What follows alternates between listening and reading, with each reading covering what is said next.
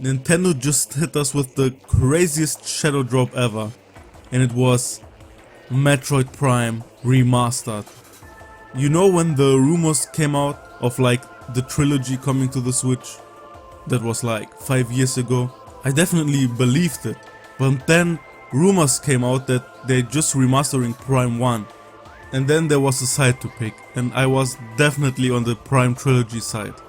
My first experience with Metroid Prime in general was the trilogy on the Wii U, and that's how I became a Metroid fan. So I'm definitely used to playing 1, then 2 and then Metroid Prime 3, all back to back for the best experience you can ever have with Metroid Prime. So at the beginning I was begging for them to do the trilogy, just HD upscaled, bringing it to the Switch. I didn't believe they could do the Prime Remaster justice, to be honest. Because we have to look at Nintendo's track record with remasters, or remakes, or HD ports. And I've gotta say, I'm not the biggest fan of them trying to remake or remaster games. Honestly, I've seen a lot of people talk down Skyward Sword HD, but that's not even my point. I actually like what they did with Skyward Sword HD. They upped the frame rate to 60 FPS, they cut a lot of fight text, a lot of NPC text, sped up the first half of the game immensely, added new ways to play the game, and a lot of other quality of life stuff. When I'm talking about remasters or remakes that I don't like, are the simple ports from Wii U basically that have no extra content, or like even stuff like Majora's Mask 3D, which changes a lot of the actual game. Like, it is good that they wanted to upgrade the graphics and some quality of life features, but then they added like eyes to every boss enemy and made other strange changes that I don't think anyone wanted, and even downgraded like Zora swimming and stuff. But Metroid Prime Remastered changed everything. This is not only their best remaster, remake, HD port, whatever, this is one of the best remasters I've seen ever.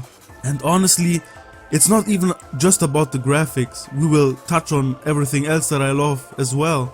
You have to understand that the new Retro Studios team is not the same team that it was when they developed Metroid Prime 1, 2 and 3. These are completely different people. And them going back to remastering Prime 1 shows me one thing. I can trust them full-heartedly with Metroid Prime 4. They did everything correct with Metroid Prime 1 Remaster. Everything. They thought about everything. They know what's important to the Metroid franchise. They went back to the old game to see how the game functions, how it works, what the Metroidvania has to be, what they did right, what they maybe can correct. They thought about including every single control option there is, and they care a lot about how the game looks. So let's revisit Prime 1 in this remaster and give it a little review. The moment you boot up the game, you will be greeted with one of the best title screens in gaming. The music alone sends a chill down your spine. One thing you will notice right away is that this game stays very true to the original, which in my opinion is a very good thing. The map design, enemy AI, even most of the glitches stay intact. I think this is the reason Nintendo and Retro wants to call this game a remaster instead of a remake, even though they remade every single texture and asset in this remaster. And I think this is a good choice. This is literally the same game you know and love with a new coat of paint, and it's spectacular. Everyone has almost the same story to tell when first landing on Talon 4. The atmosphere of the region hitting you in first person, the beautiful music kicking in, and just watching the raindrops falling on your visor. This game was a visual masterpiece at its time, and it hits even more now. Retro knew how important the visual style of the game is for the atmosphere, and they did everything right.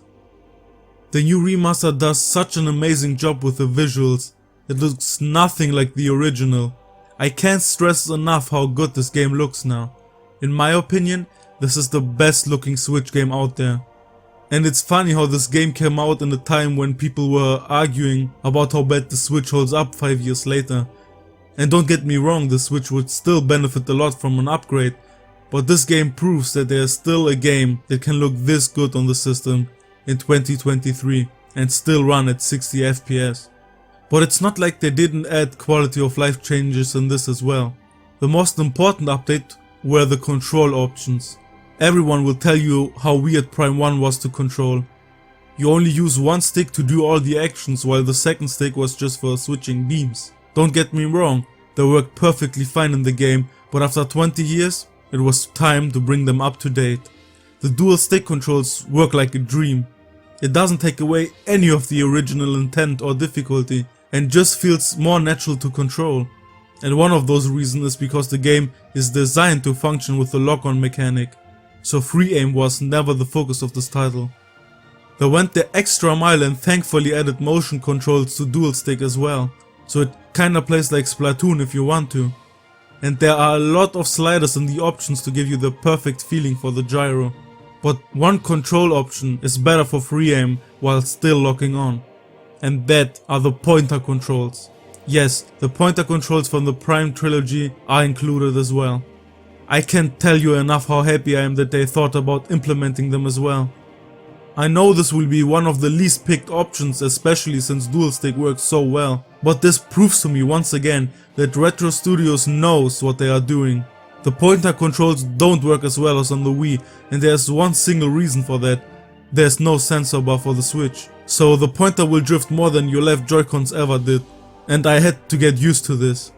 In my first playthrough I was switching between dual sticks and pointer, but for my second hard mode run I went full pointer controls, and let me tell you that, after getting used to it, it is still my preferred playstyle for these games. I had to change my button mappings to make it feel more like the trilogy version, but you don't have to do that.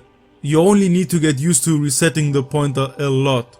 But as I said, if you get used to it, it still feels amazing to play this way. But they didn't stop there. They know people have been playing Prime 1 for the last 20 years. And for the hardcore fans and for nostalgia reasons, they even added the original tank controls. Nowadays, no new player will ever switch to them, but they still made the effort to put them in. This shows how much they care about the series and its fanbase. So yes, you can play the game however you want. They added some new extras as well. They have all the old artworks and soundtracks, but they also included remastered artwork and a brand new model viewer. They even have a little Easter egg in there. For example, the turret will be alarmed if it sees you looking directly at it. It is such a nice touch, and the models look amazing. This is such a big welcome to the game, and I'm happy it's here. I really can't say anything bad about this remaster. There are a few little things that don't make the game quite perfect in my opinion. Like the shots of the power beam not lighting up the corridors, or leaving no footprints on snow. And some people even think the doors look worse now. But honestly, these are such small nitpicks that it shows there's nothing important to really worry about. This is the best remaster Nintendo has ever done, and it gives me such a high hope for Metroid Prime 4 release. But honestly, I would wait even a little longer for Prime 4 if it means that we can get Prime 2 the same remaster treatment. Prime 2 is my favorite of the series and deserves this much love as well. However you see it, the future for Metroid fans look bright. We are in the modern Metroid renaissance, so enjoy every single second of it.